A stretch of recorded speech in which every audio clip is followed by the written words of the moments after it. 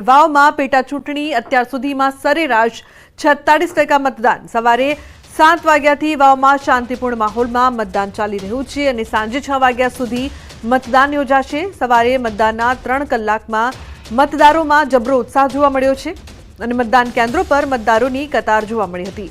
જો કે સૂર્ય માથે ચડતા મતદારોનો ઘસારો ઘટ્યો હતો। ઉત્તર ગુજરાત માટે સૌથી મોટા જંગ સમાન આ પેટા ચૂંટણીમાં ખાસ વાત એ છે કે મતદારોનો જબરો ઉત્સાહ જોવા મળ્યો। પેટા ચૂંટણીમાં મહિલાઓ અને વૃદ્ધો પણ લોકશાહીના પર્વની ઉજવણીમાં જોડાયા હતા। ઉત્તર ગુજરાતનો આ સૌથી મોટો જંગ છે। ભાજપ કોંગ્રેસ માવજી પટેલ માટે મોટો દિવસ છે। ભાજપ કોંગ્રેસ સહિત 10 ઉમેદવાર મેદાને, 7 અપક્ષ। તો વાવ બેઠક પર અત્યાર સુધી જે પ્રકારથી મતદાન થઈ રહ્યું છે, વૃદ્ધો યુવાનો તમામે ઉત્સાહભેર મતદાન કર્યું છે। વાવ પેટા ચૂંટણીનું 23 નવેમ્બરે પરિણામ આવશે।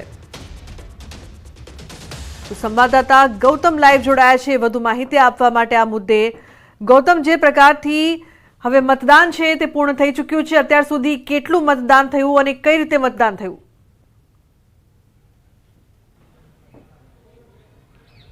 5 વાગ્યા સુધીની વાત કરવામાં આવે તો 67% જેટલું મતદાન જે છે તે ઓલ ઓવર વાવ વિધાનસભા બેઠકની અંદર થયું હતું ને ત્યારબાદ અત્યાર સુધીની ગણતરી કરવામાં આવે તો તે 70%ને પાર થાય તે પ્રકારના એંધાણ વર્તાઈ રહ્યા છે। ઠીક 6 વાગી ચૂક્યા છે એટલે કે મતદાન હવે પ્રક્રિયા પૂર્ણ કરી દેવામાં આવી છે। ત્યારબાદ હવે જે તમામ જે ઉમેદવારો જે છે તેમનું ભાવિ હવે ઈવીએમની અંદર સીલ થઈ જશે। એટલે કે ભાજપ, કોંગ્રેસ અને અપક્ષ એમ કરીને કુલ 10 ઉમેદવારો જે મેદાને હતા તે તમામનું ભાવિ હવે ઈવીએમની અંદર સીલ થઈ જશે અને 23 તારીખે અંદાજ આવશે કે કોણ વિજેતા થાય છે।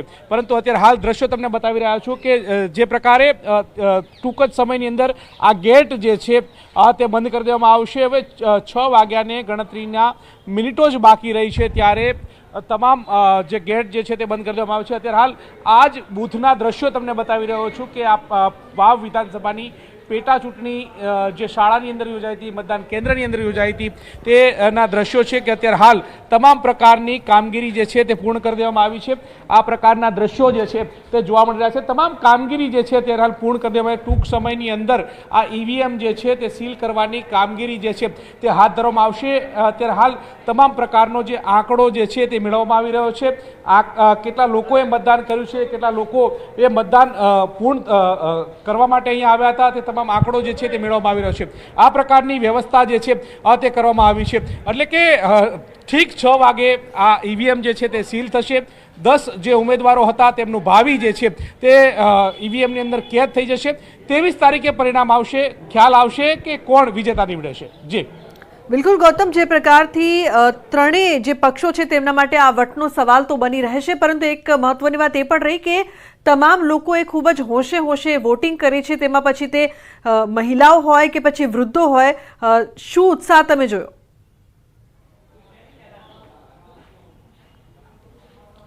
લુબના, એક વાત ચોક્કસ છે કે વાવ વિધાનસભાની વાત કરવામાં આવે તો એવરેજ 70%થી વધુ મતદાન જે છે તે થતું આવ્યું છે અને આ જ પ્રકારનો આંકડો વધુ એક વખત જોવા મળી રહ્યો છે। એટલે કે આ પેટા ચૂંટણી હતી, પેટા ચૂંટણીમાં પણ 70% જેટલું મતદાન જે છે તે જોવા મળ્યું છે। અત્યારે હાલ જે અંતિમ તબક્કાનો દોર જે છે તે ચાલી રહ્યો છે, તેને તૈયારીઓ જે છે તે હાથ ધરવામાં આવી છે અને તે તૈયારીઓના કરવામાં આવી રહી છે। પરંતુ લુબના ઓલ ઓવર જે સ્થિતિની વાત કરવામાં આવે તો વિધાનસભા બેઠક એવી વિધાનસભા કે જે 70%થી વધુ મતદાન જે છે તે થતું હોય છે અને આ જ પ્રકારની સ્થિતિ જે છે તે પેટા ચૂંટણીની અંદર જોવા મળતી હોય છે। 2012ની વાત કરવામાં આવે તો 77% જેટલું મતદાન જે છે ત્યાં બેઠક ઉપર થયું હતું। એ જ વસ્તુ 2017ની વાત કરવામાં આવે તો 81% જેટલું મતદાન જે છે તે 2017ની અંદર અહીં આ જ વિધાનસભાની અંદર થયું હતું।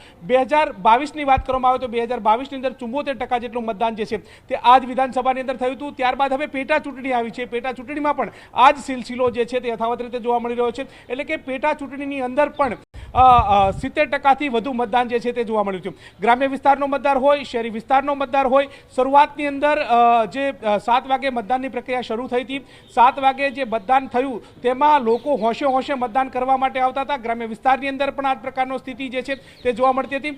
સિટીની વાત કરવામાં આવે તો ભાભર, સુઈગામ અને વાવ વિસ્તાર જે છે ત્યાં પણ બપોર બાદ જે મતદારોનો જો પીક જે છે તે પકડાયું હતું કે બપોર બાદ તમામ જે મતદારો જે છે ત્યાં વિસ્તારની અંદર મતદાન કરવા માટે હોશે અંશે આવી રહ્યા હતા.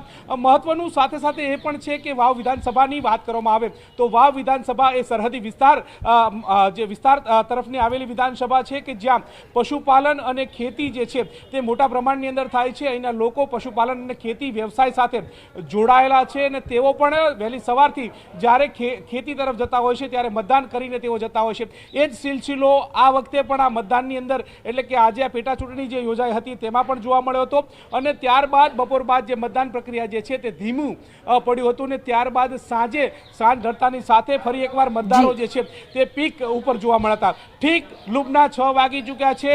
ગેટ હવે બંધ કરી દેવામાં આવે છે. હવે કોઈ પણ મતદારોને એન્ટ્રી આપવામાં નહીં આવે તે વાત ચોક્કસ છે. એટલે કે હવે કોઈ પણ મતદારો જે છે તે મતદાન મથકની અંદર એન્ટ્રી લઈ.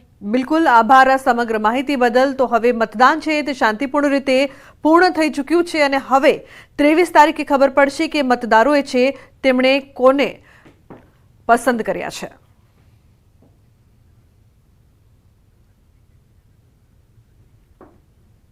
તો હવે વાત કરીશું કોન્સ્ટેબલ કિલરની.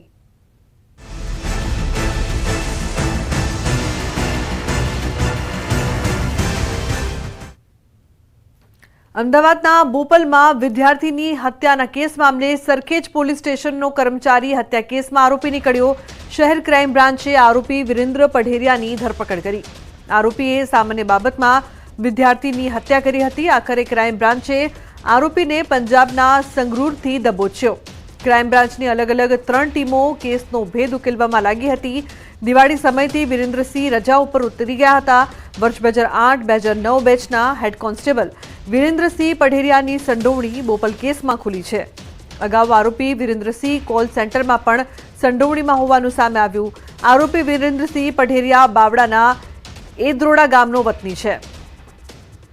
તો સંવાદદાતા નવીન લાઈવ જોડાયા છે વધુ માહિતી આપવા માટે. નવીન, જે પ્રકારથી પોલીસ સ્ટેશનનો કર્મચારી પોતે જ આરોપી નીકળ્યો છે અને ખૂબ જ જે ગંભીર આ જે મુદ્દો છે તેને લઈને પણ ચર્ચાઓ થઈ રહી છે, આ મામલે શું અપડેટ્સ નવીન? લુકના જે રીતે સમગ્ર મામલાની વાત કરીએ તો જે પોલીસ કોન્સ્ટેબલ છે વિરેન્દ્રસિંહ પઢેરિયા તે આ કેસની અંદર આરોપી નીકળ્યા છે. ક્યાંક ને ક્યાંક જે અત્યારે આરોપીની જે પ્રાથમિક ઇન્ટ્રોગેશન કરવામાં આવ્યું છે તે ઇન્ટ્રોગેશનમાં કહેવામાં આવ્યું છે કે આરોપી જે છે તે આવેશમાં આવીને એટલે કે રોડ રેજનો જ મામલો છે તે ગાડી સ્પીડમાં ચલાવી રહ્યો હતો અને આ વિદ્યાર્થીઓ જે રીતે ટકોર કરી કે આ સ્પીડમાં ગાડી ના ચલાવવી જોઈએ જેના કારણે તે આવેશમાં આવીને અને હત્યા કરી હોવાનું તેને પોતાએ ખુલાસો પણ કરી લીધો છે. જો કે અત્યારે આરોપી રસ્તામાં છે, સંગરૂર પંજાબથી આવી રહ્યો છે એટલે આવતીકાલ સવાર સુધીમાં તે અમદાવાદ આવી જશે. ત્યારબાદ તેની વધુ ઇન્ટ્રોગેશન જે છે તે બોપલ પોલીસ કરશે, કારણ કે બોપલ પોલીસ સ્ટેશનમાં આ ગુનો નોંધાયો છે. પરંતુ ક્યાંક ને ક્યાંક આ પ્રકારના ગુનાની અંદર બોપલ પોલીસ જે રીતે બિલકુલ નિષ્ફળ સાબિત થઈ છે અને કોઈ પ્રકારની તેમને સફળતા નહીં મળી, ત્યારે ક્રાઇમ બ્રાન્ચે માત્ર 3 દિવસની અંદર આરોપીને પણ પકડી પાડ્યો છે. અને ક્યાંક ને ક્યાંક જે રીતે આરોપી પકડાયો છે અને જેને પોતે કબૂલાત કરી છે તેના કરતાં સૌથી ગંભીર બાબત એ છે કે આરોપી પાસેથી એટલે કે જે પોલીસ કર્મી તેની પાસે છરી પણ મળી આવી છે. તો ક્યાંક ને ક્યાંક ખૂબ જ ગંભીર મામલો છે અને તેને લઈને પોલીસ જે છે ત્યારે તપાસ શરૂ કરી રહી છે. જી બિલકુલ, આપ જોડાયેલા રહેશો, આપની પાસેથી વધુ વિગત પણ પ્રાપ્ત કરીશું. તો હવે આગળ વાત કરીએ સ્વાર્થ માટે સેવા.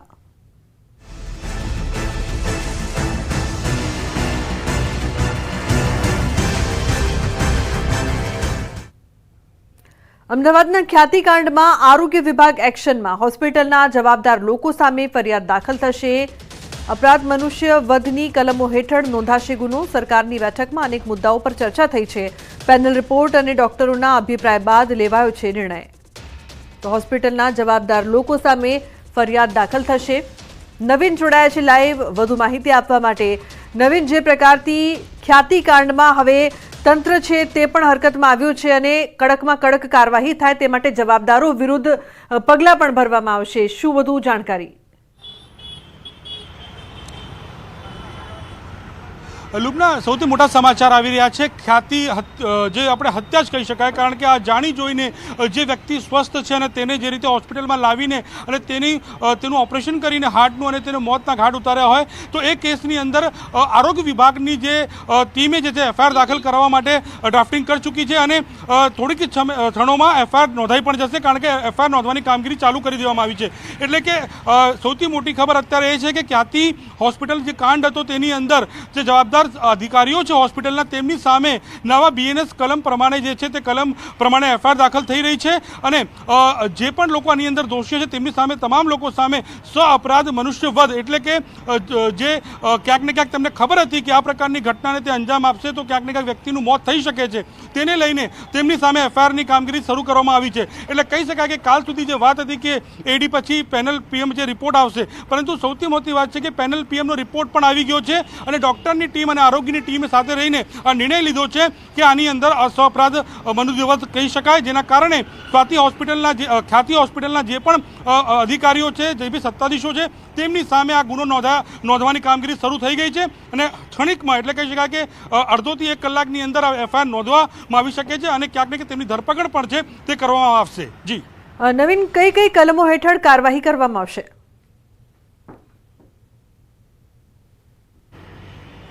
બિલકુલ લુબના, જે મેં કીધું એ પ્રમાણે કે જૂના કલમ પ્રમાણે તો IPC થી, પરંતુ હવે જે નવો કાયદો આવી ગયો છે તેમાં BNS જે છે એટલે BNS જે કાયદો છે તેમાં કલમ 105 અને 336 અંતર્ગત જે છે રાજ્ય સરકાર FIR નોંધાવશે. એટલે કે આ કલમ એવી છે કે જે સેશન ટ્રાયલ ગુનો છે અને ક્યાંક ને ક્યાંક આમાં જામીન લાયક ગુનો નથી. તો આ જે કાયદો છે તે કાયદાને લઈને નવી જે કલમ મેં કીધું 105 અને 336 હેઠળ FIR નોંધવાની કામગીરી ચાલુ કરી દેવામાં આવી છે. ડ્રાફ્ટિંગ થઈ ગયું છે અને સ્ટેશન ડાયરીમાં નોંધ કરવા માટે અડધોથી પોણો કલાકની અંદર નોંધ પણ થઈ જશે. એટલે કહી શકાય કે ખ્યાતિ જે આખો કૌભાંડ હતો, મોતનો મામલો હતો, તેની અંદર આરોપીઓ સામે FIR નોંધાઈ ચૂકી છે મહદઅંશે. ટૂંક સમયમાં માત્ર ઓફિશિયલ જાહેરાત કરવામાં આવશે કે તેમની સામે FIR થઈ છે. એટલે આ એક મોટી એક્શન કહી શકાય આરોગ્ય વિભાગની, કે જે રીતે લોકોને જે પ્રધાનમંત્રી યોજના હેઠળ જે લાભ લેવાના હોય છે તે હોસ્પિટલ પોતે જ લાભ લેવા માંગતા હોય પ્રકારની આખી જે ઘટના એક રિયલ લાઈફમાં જે બનતી હોય છે, રિયલ લાઈફમાં બની છે અને જેને કોઈ તકલીફ નથી અને તેમને પણ ઓપરેશન કરી દેવામાં આવ્યું છે. તો ખૂબ જ ગંભીર પ્રકારનો બનાવ છે. લુબના, બિલકુલ નવીન, આભાર આ સમગ્ર માહિતી બદલ. તો આરોગ્ય વિભાગ એક્શનમાં. અન્ય સમાચાર, મહેસાણાથી PMJY અંતર્ગતની 20 હોસ્પિટલોને નોટિસ, નિયમ મુજબ નહીં ચાલનાર હોસ્પિટલો સામે કાર્યવાહી. અકાઉન્ટ રિકવરી ગેરરીતિ હશે તો બ્લેકલિસ્ટ કરવા તૈયારી. 2 થી 3 વાર ડોક્ટરોને અપાઈ છે નોટિસ. રિવ્યુ મીટિંગ દરમિયાન હોસ્પિટલોની બેદરકારી સામે આવી હતી. હોસ્પિટલો તરફથી યોગ્ય જવાબ નહીં મળતા કાર્યવાહી કરાશે. PMJY યોજના મુજબ મળતી સહાયમાં દર્દીઓને સપોર્ટ મળતો ન હતો. સમગ્ર મામલે રિકવરી અને દંડનીય કાર્યવાહી કરાશે. તો એમાં જો PMJ કાર્ડની અમાઉન્ટનો એક ઇસ્યુ સામે આવ્યો છે અને એઝ ઓફ નાઉ એમાં એક પ્રાથમિક તપાસ તો ચાલુ છે. હવે કલેક્ટર સરના લેવલે જો એક ડિસ્ટ્રિક્ટ લેવલ મીટિંગ થાય છે, રિવ્યૂ મીટિંગ, તો એમાં એના સામે શું કાર્યવાહી લેવામાં આવશે એનો નિર્ણય થશે. જો એમાઉન્ટની રિકવરી છે એ અને એની સામે બહુ અગર ગેરરીતિ યા ઇગ્નોરન્સનો પ્રશ્ન આવશે તો એને બ્લેકલિસ્ટ પણ કરવામાં આવશે. રાજ્યવાસીઓ ગરમી માટે રહેજો તૈયાર. હવામાન વિભાગે કરી છે આગાહી. રાજ્યમાં આગામી 7 દિવસ હવામાન સૂકું રહેશે. અમદાવાદમાં 19.5 લઘુત્તમ તાપમાન નોંધાયું છે. ઉત્તર પૂર્વના પવનો હાલ ગુજરાત તરફ ફંટાવાની વકી. હાલ પૂરતી કાશ્મીરમાં થયેલી હિમવર્ષાની અસર ગુજરાતમાં પવનોની દિશા બદલાઈ તો તેની પણ અસર થશે. आने वाला अगले 7 दिन तक मौसम शुष्क रहने का पूर्वानुमान दिया गया है और जो तापमान में भी ज़्यादातर परिवर्तन नहीं होने का भी पूर्वानुमान दिया गया है. इसमें अहमदाबाद में जो तापमान दर्ज किया गया है, लघुत्तम तापमान है 19.5 डिग्री सेंटीग्रेड, जो नॉर्मल से अभी भी 1.8 डिग्री सेंटीग्रेड ज़्यादा है. जो अभी जो लघुत्तम तापमान है इसमें ज़्यादातर परिवर्तन नहीं होने का पूर्वानुमान है. તો હવામાન વિભાગે આગાહી કરી છે. અમદાવાદમાં 19.5 લઘુત્તમ તાપમાન. રાજ્યવાસીઓને ગરમી માટે તૈયાર રહેવું પડશે. તો ચોમાસામાં વરસાદના કારણે સુરત મુંબઈ હાઈવેનું ધોવાણ થયું છે. હાઈવેના રોડ રસ્તા ઉપર મસમોટા ખાડાઓ પડી ગયા છે. હાઈવે બિસ્માર હાલતમાં છે, જેના કારણે મોટો અકસ્માત સર્જાઈ શકે છે. એટલું જ નહીં, હાઈવેના બિસ્માર રોડ રસ્તાઓને લઈને વેપાર ધંધા સાથે સંકળાયેલા લોકોએ મુંબઈ એરપોર્ટ સુધી પહોંચવામાં પણ ઘણી મુશ્કેલીઓનો સામનો કરવો પડે છે. વાહન ચાલકો ટોલ ટેક્સ ચૂકવતા હોવા છતાં હાઈવેના રોડ રસ્તાની હાલત દયનીય છે, જેને લઈને ગી સઘન Gujarat chamber of commerce and industries દ્વારા કેન્દ્રીય રોડ અને ટ્રાન્સપોર્ટ મંત્રી નીતિન કરીને લેખિતમાં પત્ર પાઠવી રજૂઆત કરવામાં આવી છે. રોડના હાઈવે નંબર 48 બિસ્માર હાલતમાં છે, જેને લઈને ઘણા ટુરિસ્ટોને લોજિસ્ટિકમાં કાં પછી ધંધાકીય રીતે બી લોજિસ્ટિકમાં ઘણી તકલીફો પડે છે. આજે તમારે મુંબઈ જવું હોય તો મુંબઈ પહોંચતા 12 કલાક ઓછામાં ઓછો સમય થતો હોય છે. નીતિન ગડકરી સાહેબને આ બાબતે રજૂઆત કરવામાં આવી છે. ગડકરી સાહેબ ઘણું સારું કાર્ય કરી રહ્યા છે, માટે અમારી આ ફરિયાદ અવશ્ય સંભળાશે. તો દિલ્હી મુંબઈ કોરિડોર પ્રોજેક્ટ અંતર્ગત ત્રીજી વખત સર્વે હાથ ધરવામાં આવ્યો છે. 14 ગામોમાં આજથી સર્વેની કામગીરી હાથ ધરવામાં આવી છે. 14 ગામોના ખેડૂતો દ્વારા કામગીરી બંધ કરાવતા પ્રાંત અધિકારીઓ સહિતના અધિકારીઓ દ્વારા સર્વે કરવાની બાહેંધરી આપવામાં આવી હતી. ત્યારબાદ 3 મહિનામાં 2 વાર સર્વેની કામગીરી કરવામાં આવી હતી. અધિકારીઓ દ્વારા આગેવાનો ખેડૂતો સાથે 70 કિલોમીટર સુધી ચાલી ખેડૂતોની મૂળભૂત સુવિધાઓ માટે સર્વે હાથ ધર્યો હતો, પરંતુ લેખિત બાહેંધરી નહીં આપતા 12 નવેમ્બરે ફરી કામગીરી બંધ કરાવવાની ચીમકી ઉચ્ચારી છે. બાદમાં પ્રાંત અધિકારીની અધ્યક્ષસ્થાને બેઠક યોજી 13 નવેમ્બરે ફરી સર્વે કરવાની કામગીરી હાથ ધરવાની બાહેંધરી આપી હતી, જેમાં આજરોજ સર્વેની કામગીરી હાથ ધરવામાં આવી છે. ખેડૂતોએ તંત્ર સમક્ષ પોતાની વિવિધ માંગોની પણ રજૂઆત કરી છે, જેમાં પાક નિષ્ફળનું વળતર, રોડ રસ્તાનું રિપેરિંગ જેવી માંગ કરી છે. દિલ્હી મુંબઈ કોરિડોર જે છેલ્લા 3 વર્ષથી વિવાદિત ચાલી રહ્યો છે, કારણ કે જે અહીંયા ઝાલોદ તાલુકામાંથી પસાર થતો જે દિલ્હી મુંબઈ કોરિડોર છે તેમાં 14 ગામના લોકો છે તેઓની 17 મૂળભૂત સુવિધાઓ છીનવાઈ ગઈ હતી. વારંવાર તંત્ર અને પ્રશાસનને રજૂઆત કરવા છતાં પણ એક પણ માંગ તેમાં પૂરી કરવામાં નથી આવી. પાક નિષ્ફળ, રોડ રસ્તા, પાણી, વીજળી જેવી અનેક જે મૂળભૂત સુવિધાઓ છે તે માંગણીઓ નહીં પૂરી કરવામાં આવતા દિલ્હી મુંબઈ કોરિડોર હાઈવેનું 6 સપ્ટેમ્બરના રોજ કામગીરી પણ બંધ કરવામાં આવી હતી. ત્યારબાદ પ્રાંત અધિકારી દ્વારા જે કામગીરી શરૂ કરવા માટે તેઓને બાહેંધરી આપવામાં આવી હતી. સર્વે કરવામાં આવ્યા છે. સર્વે કર્યા બાદ પણ કોઈ પણ સર્વેની કામગીરી ચાલુ નથી થઈ. ત્યારે આજે ફરી જે સર્વેની કામગીરી શરૂ થઈ રહી છે, ત્યારે આપણી સાથે અહીંયાના જે મુકેશભાઈ છે આગેવાન, તેઓ સાથે વાતચીત કરીશું. મુકેશભાઈ, આજે જે કામગીરી ચાલુ કરવામાં આવી સર્વેની, તે કયા પ્રકારની કામગીરી છે અને આવનાર સમયમાં જો આ સર્વેમાં કોઈ કામગીરી નિષ્ફળ થાય તો ત્યારબાદ શું કાર્યવાહી? કામગીરી તો દેખો, છેલ્લા 3 વર્ષથી અમે અમારી જે મૂળભૂત સુવિધાઓ છીનવાઈ ગઈ એ બાબતે અમે માંગણી કરતા જઈને આવેલ છે. અનેક આવેદનો, અનેક રજૂઆતો છતાં આજ દિન સુધી એક જ લોલીપોપ આપવામાં આવે છે કે ભાઈ નવું સર્વે થશે ને જે તમારી માંગણીઓ છે એને પૂર્ણ કરવામાં આવશે. અમે આ મુંદા ગામથી લઈને છેક ચાટકા ગામ સુધી 35-70 કિલોમીટર 2 વાર ચાલી અને એનું સર્વે કરાયું, પણ આજ દિન સુધી અમારી જે માંગણીઓ છે એને પૂર્ણ કરવામાં આવેલ નથી. હવે ફરી અમે લડી લેવાના મૂડમાં તારીખ 12 નવેમ્બરના રોજ અમે આ હાઈવે બંધ કરાવી દેવાની ધમકી આપી, એટલે ફરીથી મિટિંગ પ્રાંત અધિકારી શ્રીની અધ્યક્ષતામાં થઈ અને એવું નક્કી થયું કે ભાઈ 13 નવેમ્બરના રોજથી નવેસરથી સર્વે કરવામાં આવશે અને જે પણ તમારી મૂળભૂત સુવિધાઓ છે એને પૂર્ણ કરવામાં આવશે. એ માટે આજરોજ તારીખ 13 ના રોજ મુંદા ગામથી લઈ અને છાણ ગામ સુધી આ સર્વેનું કામ ચાલુ કરવામાં આવ્યું છે. બિલકુલ કહી શકાય કે જે અત્યારે દિલ્હી મુંબઈ કોરિડોર જે હાઈવે છે તેમાં ત્રીજી વાર સર્વે થઈ રહ્યું છે અને ત્યારબાદ પણ જે કામગીરી છે તે ચાલુ કરવામાં આવશે કે નહીં આવે તે પણ એક મોટો સવાલ ઉભો થવા પામે છે. સૌરભ ગેહલોત, ન્યૂઝ 18 ગુજરાતી, દાહોદ. તો રાજકોટ શહેરમાં ડેન્ગ્યુનો કેર વધી રહ્યો છે. છેલ્લા 2 દિવસમાં 2 લોકોના મોત થયા છે. છેલ્લા 1 સપ્તાહમાં રાજકોટ મહાનગરપાલિકાના આરોગ્ય વિભાગના ચોપડે ડેન્ગ્યુના 16 જેટલા કેસ નોંધાયા છે. બોટાદના રહેવાસી 21 વર્ષીય અમન વ્યાસનું ડેન્ગ્યુની સારવાર દરમિયાન મોત થયું છે. રાજકોટમાં રહેતી 10 વર્ષીય બાળકીનું ડેન્ગ્યુનો રિપોર્ટ આવે તે પૂર્વે જ સારવાર દરમિયાન તેનું મૃત્યુ થયું હોવાનું સામે આવ્યું છે.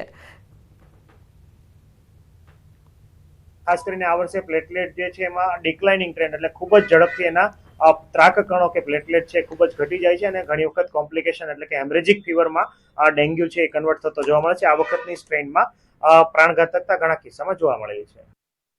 અન્ય સમાચાર અમરેલીથી. અમરેલી જિલ્લામાં વનરાજાએ નેશનલ હાઈવે પર મારી લટાર. ભાવનગરના સોમનાથ નેશનલ હાઈવે ઉપર 2 ડાલામથ્થા સિંહ રોડ પર આવી ચડ્યા. રાજુલાના 4 નાળાથી કાગવદર હાઈવે પર રાત્રિના સમયે સિંહોનો રોડ ક્રોસ કરતો વિડીયો વાયરલ થયો છે. રોડ પર વાહનોની દોડધામ વચ્ચે સિંહોની રોડ ક્રોસ કરવાની ઘટનાથી સિંહોના મોતનું અને વાહન ચાલકોના અકસ્માતનું જોખમ વધ્યું છે. હવે વાત કરીએ લીલી પરિક્રમાની.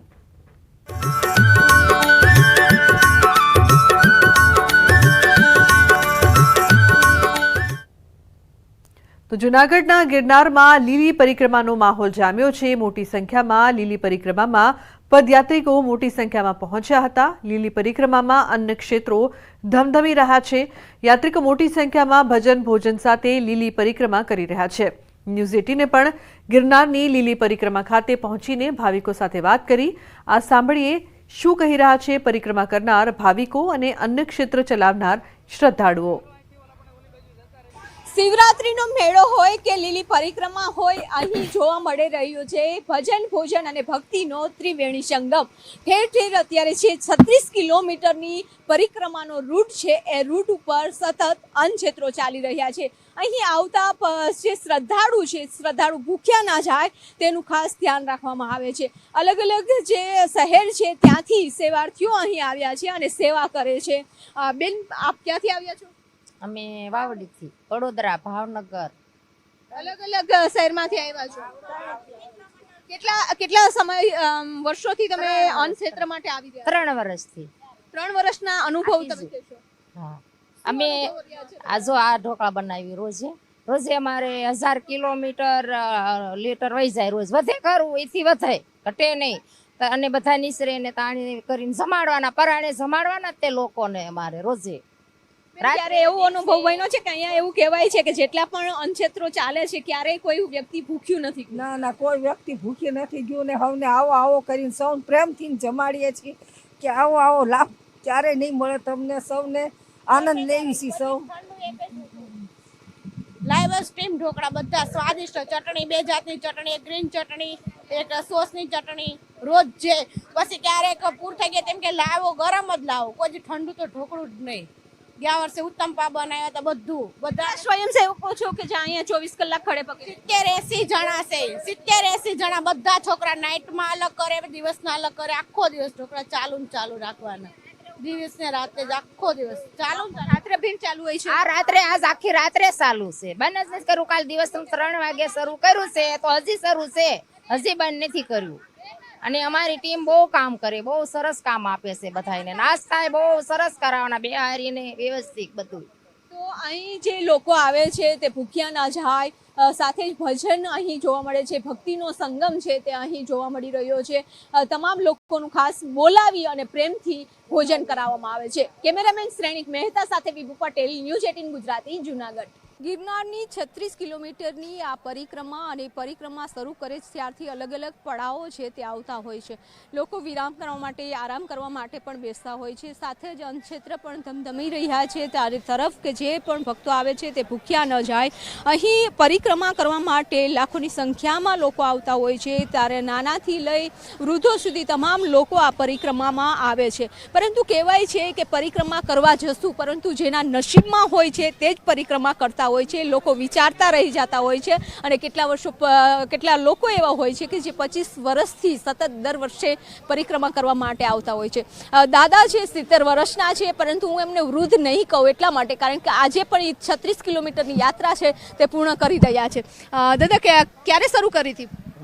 મારે આ 26મી પરિક્રમા પૂરી થાય છે અને 70 વર્ષની મારી ઉંમર થઈ છે. કેવા અનુભવો રહ્યા છે? એટલે અનુભવમાં તો એવું છે કે આમાં પહેલાં અમે શરૂઆત કરી ત્યારે આવું બધું નહોતું, ઓછું માણસો હતા. અમે શરૂઆત કરી ત્યારે, પણ અત્યારે તો દુનિયામાં માણસો અત્યારે બહુ માણસો આવવા માંડ્યા છે અને બધી સગવડતા બહુ મળે છે. પણ પરિક્રમા. કેમેરામેન શ્રેણિક મહેતા સાથે વિભુ પટેલ, ન્યૂઝ 18 ગુજરાતી, જુનાગઢ. તો વડતાલ દ્વિશતાબ્દી મહોત્સવમાં ગુજરાત પ્રદેશ ભાજપ પ્રમુખ અને કેન્દ્રીય મંત્રી સી.આર. પાટીલ ઉપસ્થિત રહ્યા. સી.આર. પાટીલે સ્વામિનારાયણ સંપ્રદાયના વખાણ કરતા કહ્યું કે દુનિયાભરમાં મંદિર બનાવવાનું, લોકોમાં સંસ્કારનું સિંચન કરવાનું, વ્યસનમુક્ત કરવાનું કાર્ય સ્વામિનારાયણ સંપ્રદાય દ્વારા કરવામાં આવે છે. મંદિર પરિસરમાં પાણીના સંગ્રહ માટે બોર બનાવવા પણ સી.આર. પાટીલે આગ્રહ કર્યો. કાર્યક્રમમાં ભાજપ સાંસદ દેવસિંહ ચૌહાણ, પ્રદેશ ભાજપ ઉપાધ્યક્ષ ભરત બોગરા, વિજય પટેલ સહિતના નેતાઓ ઉપસ્થિત રહ્યા. મંદિર નિર્માણમાં, વ્યક્તિ નિર્માણમાં અને નશા મુક્તિ સહિત એજ્યુકેશન માટે જે કામ કરે છે એમાં કદાચ સૌથી મોટી સંસ્થાઓ એ સ્વામિનારાયણ સંપ્રદાયની છે. ખેડાના વડતાલ મંદિરમાં દેવોને સોનાના વાઘા પહેરાવાયા. વડતાલમાં દ્વિશતાબ્દી મહોત્સવની ધામધૂમથી ઉજવણી કરાઈ રહી છે. દરેક શ્રી લક્ષ્મીનારાયણ દેવની પ્રતિષ્ઠાના 200 વર્ષ પૂર્ણ થતા ભગવાનને ખાસ સોનાના વાઘા પહેરાવવામાં આવ્યા. આ અવસરે વડતાલના આચાર્ય અને મંદિરના સંતો દ્વારા 8.50 કિલોગ્રામથી વધુ વજનના પ્યોર સોનામાંથી બનેલા વાઘા શ્રી લક્ષ્મીનારાયણ દેવ, શ્રી રાધાકૃષ્ણ અને વાસુદેવજીને અર્પણ કરાયા. આ વિશેષ વાઘામાં સોના સાથે હીરા પણ ટાંકવામાં આવ્યા છે. આ વાઘા સોનાના તારમાંથી બનેલા છે, એટલે કે આમાં કાપડ આવે નહીં, સોનાના તારનું કાપડ બનાવવામાં આવે છે. આ વાઘા તૈયાર કરવા માટે માટે 18 મહિના સુધી 130 કારીગરોએ દિવસના 12 કલાક કામ કર્યું હતું.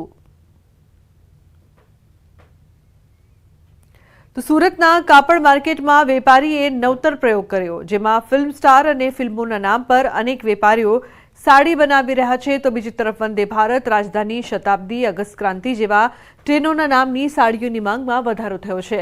સાડીઓમાં ટ્રેનના નામ આપવા પાછળ કારણ એ છે કે દેશના લોકો ટ્રેનોના નામ સાથે ભારત સરકારના સૌથી મોટા નેટવર્કની જાણકારી મેળવે. સાડી અને ડ્રેસ સાથે અત્યાર સુધી વેપારીઓ મોડલના ફોટા મૂકતા હતા, પણ હવે ટ્રેનના ફોટા મૂકી સાડીને ટ્રેનનું નામ આપી રહ્યા છે. સિલ્ક સિટી તરીકે ઓળખાતા સુરતનો સૌથી મોટો ઉદ્યોગ છે ટેક્સટાઇલ, અને ટેક્સટાઇલ ઉદ્યોગમાં સાડી અને ડ્રેસ મટીરિયલ દેશના અલગ અલગ ખૂણે સુરતથી તૈયાર થઈને જાય છે. અત્યાર સુધી સાડી અને ડ્રેસ વેચવા માટે ફિલ્મ કલાકારો, ક્રિકેટરોના ફોટા મૂકવામાં આવતા હતા, પણ સુરતના એક વેપારીએ ભારત દેશની ટ્રેનોના ફોટા લગાવ્યા છે. દરેક સાડીને એક ટ્રેનનું નામ આપવામાં આવ્યું છે. ખાસ કરીને રાજધાની હોય કે પછી વંદે ભારત હોય કે બુલેટ ટ્રેન હોય, તમામ પ્રકારના ફોટા સાથેની ટ્રેનો ની નામ પર સાડી તૈયાર કરવામાં આવી છે. આપણી સાથે વેપારીઓ છે, આપણે સીधा बात करिए. સૌપ્રથમ આપણી સાથે છે ललित शर्मा. शर्मा जी बताइए, ट्रेनों के नाम क्यों दिए गए? इतने दिन तक सभी जितने भी ब्रांड है बड़े बड़े, वो सब अपना जो प्रोडक्ट का नाम जो है वो या तो हीरो हीरोइन के नाम पे रखते हैं, या सेलिब्रिटी, या फिर फिल्म के नाम पे रखते हैं, सीरियल के नाम पे रखते हैं. लेकिन वो एक चीज़ कॉमन है. उस कॉमन चीज़ के अलावा अगर कोई चीज़ ज़्यादा फेमस है इंडिया के अंदर, तो वो ट्रेन क्योंकि सबको जोड़ती है. और दूसरा, अभी त्यौहार के सीज़न के अंदर ट्रेन का विशेष महत्व है. लोग पड़ी रहती है टिकट के लिए, और सबको हर ट्रेन का नाम मालूम रहता है.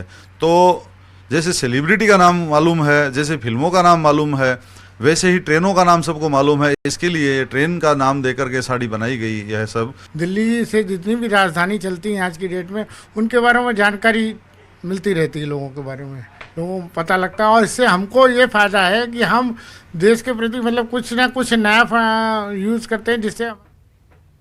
તો બુલેટિનમાં હાલ બસ આટલું જ. તમામ મહત્વપૂર્ણ સમાચાર માટે આપ